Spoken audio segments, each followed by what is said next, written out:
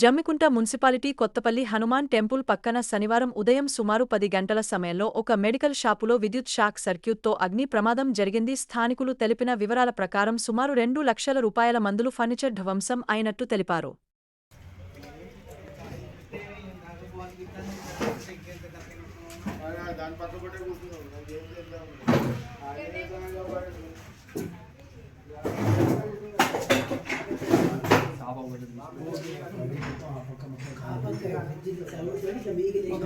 साहब सजर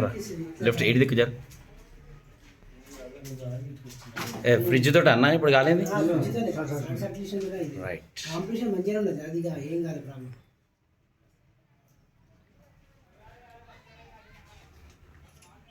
ఇట్లా స్టార్ట్ అయింది ఇది ఫ్లై కూడా అందుకున్నా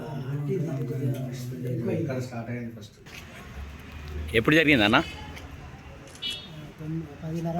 కొంచెం గట్టిగా పొద్దున 10 గంటలకు అంటే ఓకే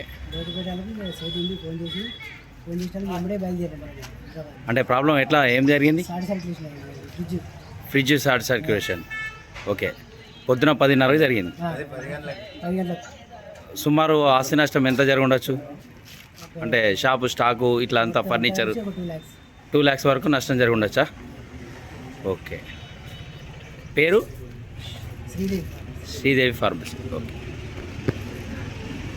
రైట్